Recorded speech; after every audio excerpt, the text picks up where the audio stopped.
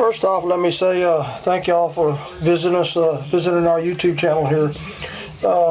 We're fairly new to YouTube. We don't have a whole lot going on out there, but today we decided to put together turn a water valve into a light switch.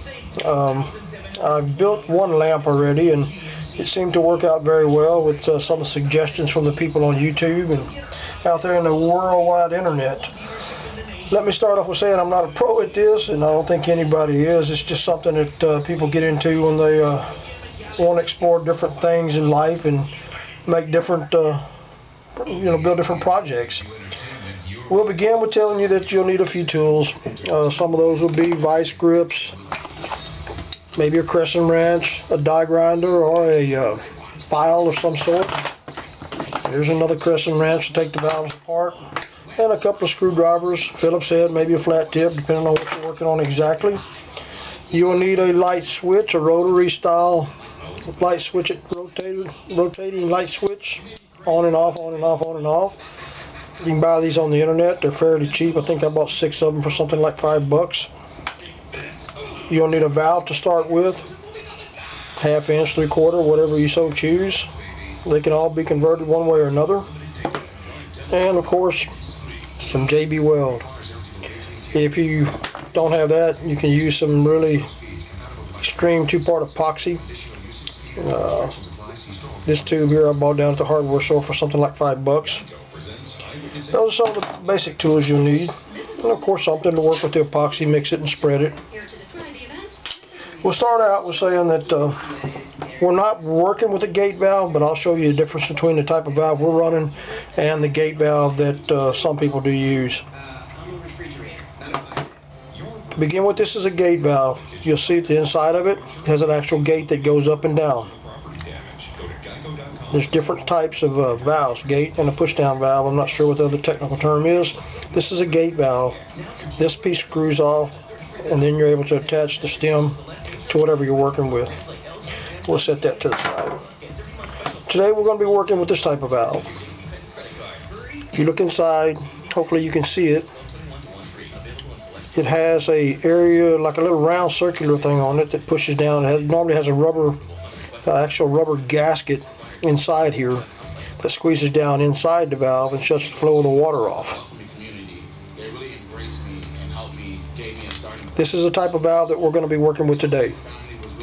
Of course, this is a 3/4. I'm working with a 1/2 inch, but I just wanted to take this oven apart to show you what you're going to be working with. To get a jump start on everything, we've taken a brand new 1/2 inch valve, brass valve. We've taken a drill bit on a cordless drill, DeWalt drill of course, and we've actually drilled out the center of this valve. Let me take the stem off so you can see it better. We drilled it all the way out. It'll require some more deburring before it's actually completely finished, but this will give you an idea of what you're looking for. We've also taken the screw out of the end of this, and we take a deburring tool. We ground this up a little bit, rough the surface up so that this switch will stick to this easier and stay on there, will not come apart.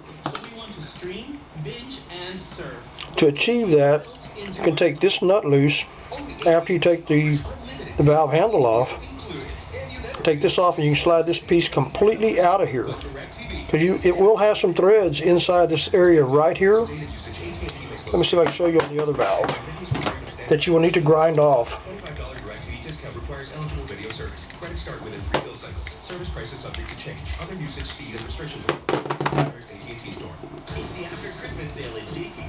There you go. I'm not sure if you can see that, but it'll have some little grooves down in here, threads. That's what allows the valve to go in and out and keep it in place. You're going to want to do away with those threads.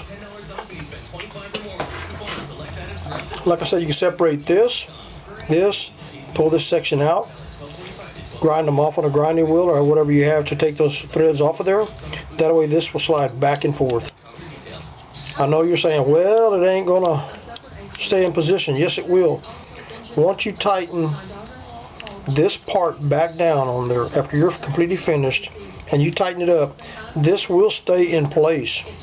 It will not slide up and down once you get this tight enough. It doesn't take a rocket scientist to figure out some of the stuff that these people are doing. Just a little bit of common knowledge. Again, that's what you're going to be looking at before you put the switch in. Make sure this is hollowed out where you can have enough working area. Screw your cap back in place on the top of your valve. I had this 1/8 inch fitting on this one. This is what I use for demonstration. You don't have to have that, of course. It makes no difference if it's on there or not. So then at this point, take it back apart. Get ready to install your switch. Now the switches will come like this. You'll see this little lip out here. And they will turn and rotate on and off for each click. You'll have to get rid of some of this on some of these valves if you don't get this opened up far enough. In this case, I'm not going to have an issue with it because it'll go in and out of this hole very easily. But I already had this one bored out, so I left it alone. And I used it for an illustration. If you don't feel like taking all that meat out of there, just take enough of this off the edge of this, as I've done in this situation right here. Just rough it up with a grinder, Dremel tool, whatever you have, and then rough up the surface of it so that the adhesive you're going to put, which is going to be the JB weld, the quick weld, on here to here, will bond it together. It just gives this, if you rough this surface up on both of these, it gives it more gripping area and it makes it a lot stronger. So all you'll do at this point is mix you up a little JB weld. It doesn't take a whole lot. JB weld is mixed up 1 part to 1. 1 to 1.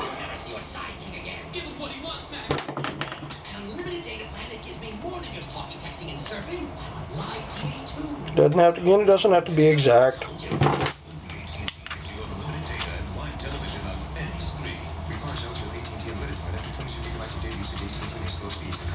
I prepared a lot of this ahead of time so that it wouldn't bore you by sitting through this video watching sections that are pretty much common sense. Put you enough JB weld on there. Will continue for tonight, and there is a 30% chance of some spotty showers or patchy drizzle. Low temperatures tonight will dip into the low to mid 40s. Take the switches you've already prepared, sand it down. And for Thursday, cloudy skies stick around. Still keep it as straight as you can. Chance of some showers. High temperatures. JB weld it right in the center of the little cup that's on the end of this valve. And upper 50s on the coast. From the first 4 or 5. You can also put a little bit on the corners, on the edges around the base of it. Get your home ready for the new year with major appliance hot deals on brands like LG, Samsung, GE, and Frigidaire. Plus, get special financing. Normally I'd spend a little more time on this to make it really look nice. But this is just a how-to video to give some of you guys a little head start on how this is done. YouTube is a fantastic place. I learned a lot from there. I learn more and more every day, and I'm crowding 55, 56 years old. Once you've got it all glued back in place, let this thing sit for at least 24 hours. Don't rush it, folks. This is probably pretty important. Once it's dry, you'll be able to run. We'll illustrate with this switch. Bend it over the way you want it. Drop it down in there. And your wires will come out the side. And of course, this will be glued in position.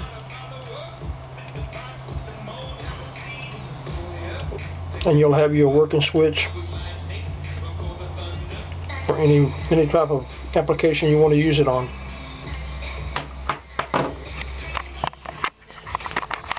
This is one that I just finished from my steampunk lamp. And hey guys, I really enjoy it. It works very, very well.